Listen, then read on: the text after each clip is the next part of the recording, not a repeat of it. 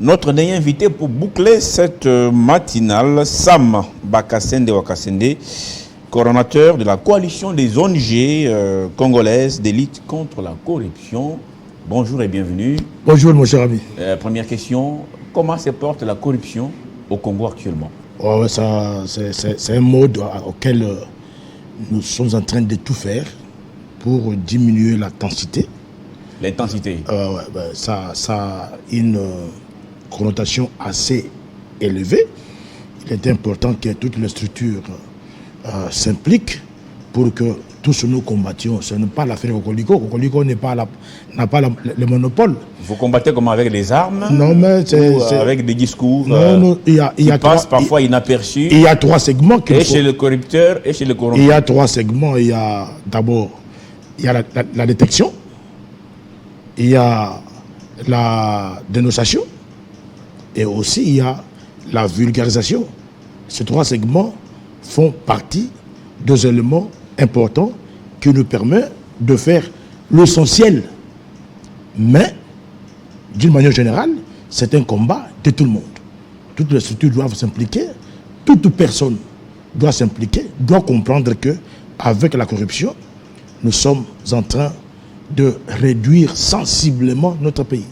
Alors votre Kokoliko, c'est de l'histoire, ça existe encore, on ne sent pas cette ONG fonctionner, à part quelques sorties médiatiques sporadiques. Et pourtant, vous voulez combattre un virus. C'est toi qui l'as dit. Qui gangrène la vie économique de notre pays, la corruption, mais vous avez énuméré les armes, mais vous-même comme Kokoliko, est-ce que vous existez encore? Nous existons parce que nous avons travaillé puissamment. Kokoliko existe à Goma. Si ce n'était pas Kokoliko, les minéraux qui sortaient de manière frauduleuse, c'est Kokoliko qui a découvert. Dans l'Est? Dans l'Est. Nous avons fait un grand travail à l'Est et je salue ici les amis et les collègues qui sont en train de travailler d'arrache-pied, qui risquent, parce qu'il faut vous dire que depuis que nous avons commencé ces métiers, j'ai perdu au moins 3 collaborateurs. Dans l'Est toujours? Qui sont tués à bout portant. Les ADF, les M23? Non, c'est pas dire. Ça veut dire que les gens qui sont habitués, qui sont dans le système, lorsque le système est découvert et mis à nu, alors nous devenons des hommes à battre. Votre travail est souvent combattu comme ça? Nous sommes combattus, nous sommes en insécurité. À deux fois, nous ne dormons pas à la maison. C'est l'occasion pour nous de demander à ce que les autorités politico-administratives sécurisent au moins les acteurs qui sont dans le secteur des dénonciations, des antivaleurs et surtout des circuits du système de mafia longtemps orchestré ou soutenu dans notre pays. Avant vous, j'ai reçu ici un acteur, défenseur des droits de l'homme, pour parler Gécamine. Il y a beaucoup d'entreprises au pays, Gécamine, qui a des difficultés ou qui a du mal à indemniser ses anciens travailleurs, mais il y a beaucoup d'entreprises comme ça au pays qui ont du mal à payer les travailleurs. Est-ce que c'est le fruit aussi de la corruption? C'est les conséquences. C'est l'une des conséquences. C'est les conséquences de la corruption. C'est les conséquences de la politisation de ces entités administratives. Nous sommes de ceux-là qui disent tout haut qu'il faut dépolitiser les entreprises publiques. C'est-à-dire quoi? Ne pas nommer les militants? Ne pas nommer les militants, les politiques. Parfois qui n'ont pas de profil. Mais ils n'ont pas de... Eh bien, vous le voyez. Allez-y, dans toutes les entreprises ici, c'est de la pourriture. C'est du n'importe quoi. Allez-y voir ce qui se passe. Et moi, je me pose la question, est-ce que vraiment il y a une consultation au préalable? Est-ce que le service de renseignement aide réellement le chef de l'État sur cette question? Est-ce que les personnes présentées réellement ont des critères voulus? Est-ce qu'ils intériorisent ce qui serait du vœu, le chef de l'État? J'ai dit non. Parce que la majorité se retrouve dans les mangeoires, se retrouve en train de passer dans les futilités. Vous avez aussi un problème sérieux de l'interprétation des tests. Alors, quelle doit être la démarche, hein? Ça, c'est ma dernière question avant de parler élection. Quelle doit être la démarche avant de placer quelqu'un à la tête d'un portefeuille de l'État? Il faut d'abord que le service de renseignement fasse un travail en amont et en aval. Pour connaître son Il faut connaître l'exercice de la personne. profil, est-ce qu'il est de bonne moralité? Et bien sûr, il va aussi tester aussi la conscience, savoir ce que l'homme représente, est-ce qu'il est réellement patriote, parce que nous avons des gens qui sont congolais, mais au service des autres. Quel autre? Les ennemis. Les exploités. Mais ils sont nombreux ici. Hein? Nous en avons nombreux. C'est pourquoi j'ai dit il faut que nous fassions ces grands travaux et ceux qui peuvent nous aider, qui peuvent aider les Congolais, aider le président de la République, c'est le service. Je suis d'accord avec vous. Et si on s'aimait dans cette logique, je crois que nous aurons des hommes, des personnalités importantes. Il ne faut pas rendre ces entités un lieu où on fait la politique. Avec des militants. En tout cas, merci avec beaucoup. Les gens qui viennent. Allez-y au ministère. Hein? Je vous invite ici pour parler notamment élections.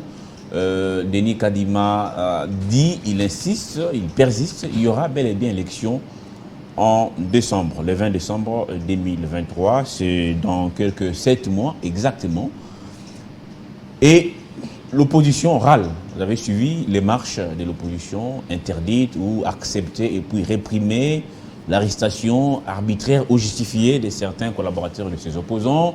Vous avez suivi ceux qui parlent plutôt d'un travail, n'est-ce pas, biaisé de l'équipe Kadima avec des cartes d'électeurs, avec des témoignages, des cartes d'électeurs qui s'effacent, les photos s'effacent, il n'y a plus de gris. Et au niveau des Cocolico, comment est-ce que vous analysez cette situation? Est-ce que nous aurons des élections en décembre? Et s'il y en aura, est-ce que ça sera des élections potables? Je suis d'avis de ceux-là qui pensent qu'il faut aller de l'avant que de reculer en arrière. Nous avons perdu tout notre temps dans le futilité. Dans les débats politiques? Dans le futilité. Kadima dit ils ont été choisis avec 28 mois de retard à cause des débats politiques. De futilité. Je parle de futilité. C'est-à-dire ces débats politiques creux qui ne répondent pas aux besoins de la population, qui ne résout pas le problème de la population, le problème de légitimité dans notre pays. Donc, il est vraiment important. J'ai suivi, comme tout le monde, mais nous sommes de ceux-là qui ont fait ces grands monitoring sur le déroulement des élections. Commençant par la nomination des membres du bureau de la CENI, nous avons suivi et on a même fait une conférence de presse entassée pour dire que le processus a déjà commencé. Il faut que tous les partis impliqués puissent vraiment se donner de manière à ce que nous puissions doter à notre pays les élections crédibles, apaisées et indépendantes. C'est ainsi que Cocolico s'est mis à livrer cette grande campagne de cohabitation. Donc vous croyez que nous aurons des élections crédibles? Mon cher ami, des élections crédibles, transparentes. Il y aura élection ou pas. Par tout le monde, je suis convaincu que tu es un grand journaliste, nous n'avons jamais connu de bonnes élections. Je suis convaincu que nos amis... Alors, en fait, vous finalement, bon, vous n'êtes pas CENI, vous n'êtes pas des pouvoirs, vous êtes ONG indépendante, vous avez vos analyses. Nous sommes société civile. Qu'est-ce qu'à votre niveau... Il y a une opinion indépendante. Vous faites de revendications de l'opposition? Ces revendications ne sont-elles pas légitimes? Une CENI consensuelle, il y a une contradiction, mon cher ami. Déjà, vous avez l'FCC qui ne va pas y prendre part. Il y a une contradiction. Non, attends, à quel niveau? Attends, il y a une contradiction. Vous avez Manara qui a représenté l'opposition PPRD et alliée. Mais qui n'a pas été mandaté. Non, attends. Qui ne connaît pas que Manara était... Non, j'ai dit, qui ne connaît pas que Manara était dans une organisation, président d'un groupe parlementaire. Dans une organisation, vous n'allez pas de votre propre chef aller dire, monsieur, je représente telle organisation sans l'aval de vos chefs. Je crois qu'on ne s'entend pas. C'est une contradiction. Jusqu'ici, moi... Non, mais répondez à ma question. Est-ce qu'il a été mandaté? C'est lui qui vous citez. Mais j'ai dit, mais comment il se retrouve à la CENI? Alors, posez-vous la question. Voilà pourquoi au niveau du... Mais nous disons tout simplement que s'il se retrouve là-bas, c'est-à-dire qu'avec le consentement de ce parti, de ce regroupement politique, ce n'est pas le parti PRD, c'est le regroupement politique. Tout se fait au niveau du Parlement. Comment on ne veut pas comprendre des choses? C'est au Parlement tout s'effectue. C'est les droits des groupes parlementaires. Et le groupe parlementaire peut allié a décidé que Manara soit à la CENI et Manara est parti. C'est comme nous au niveau de la société civile. Lorsque le secrétaire exécutif national, Toto, qui n'était pas le nôtre, mais qui se retrouve là-bas. Donc il y a eu aussi un coup comme ça chez vous. Mais ça c'est...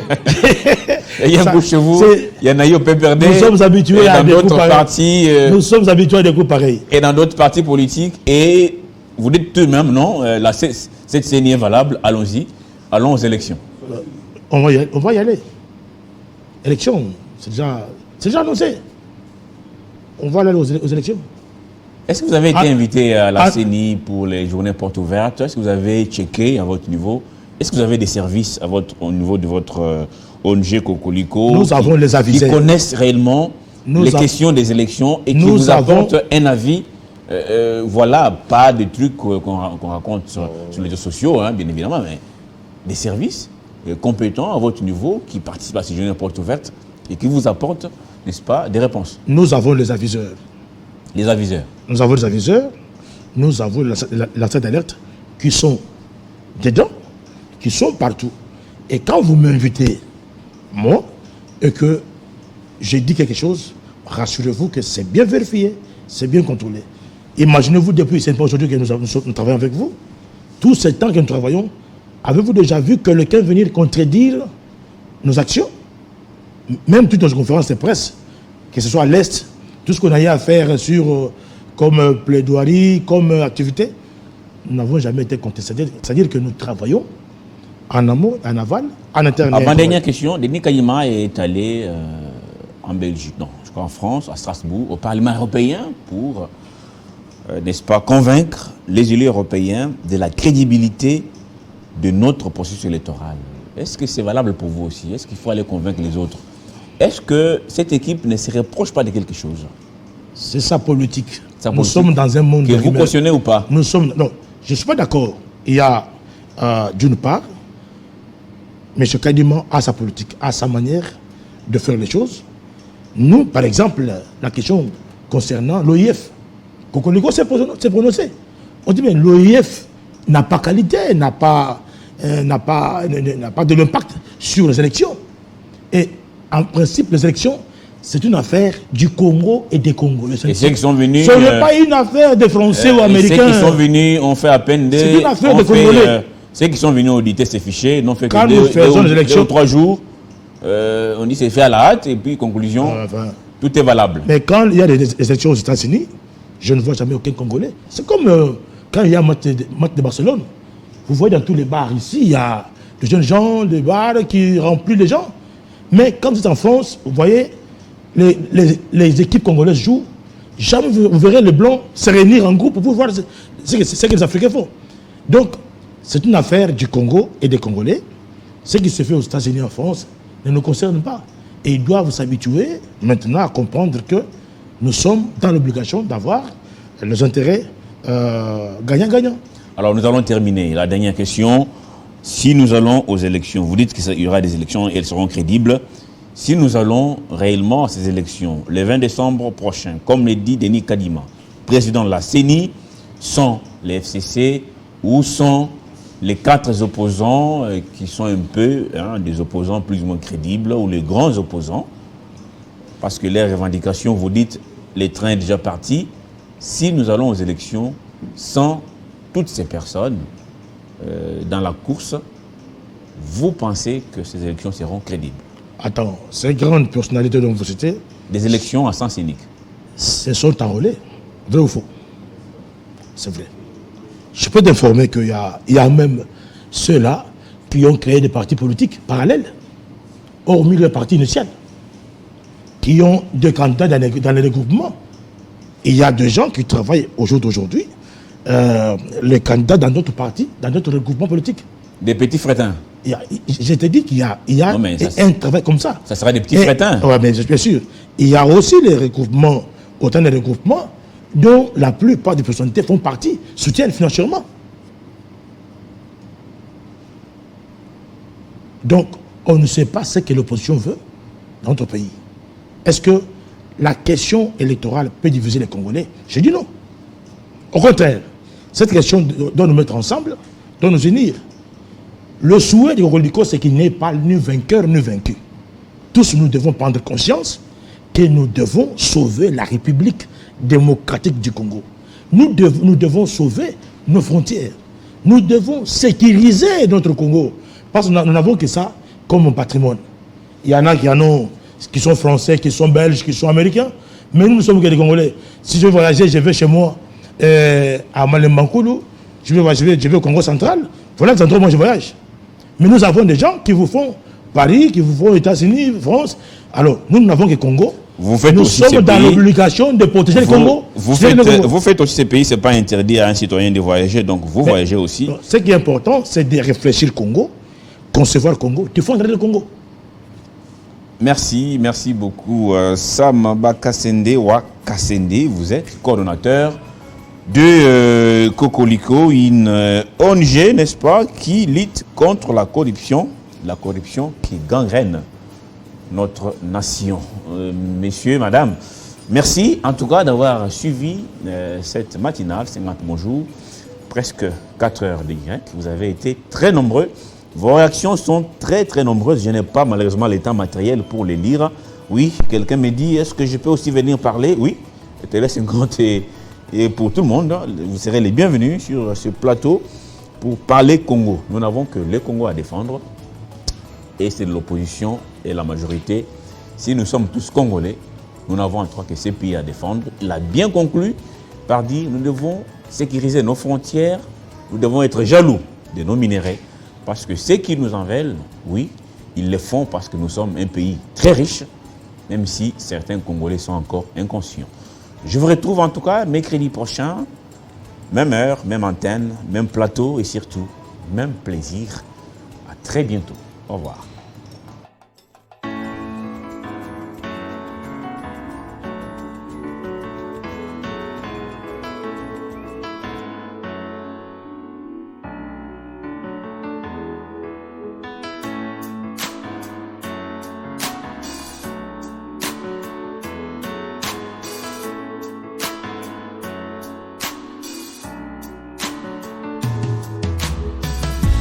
Aujourd'hui c'est ton jour, happy birthday. Tout le monde à la maison, happy birthday. Avec moi nous fêtons, happy birthday. C'est maintenant ton moment, happy birthday. Aujourd'hui c'est ton jour, happy birthday. Tout le monde à la maison, happy birthday. Woo woo woo woo, happy birthday. Woo woo woo woo, happy birthday. Personne ne peut oublier, c'est pas juste pour les billets. Aujourd'hui c'est ton jour, c'est ton meilleur jour pour briller. Il faut chanter, faut crier, il faut danser, faut prier. Aujourd'hui c'est ton jour, des messages d'amour par milliers. Et t'auras toute la nuit, et plus rien ne compte. T'auras encore toute la nuit.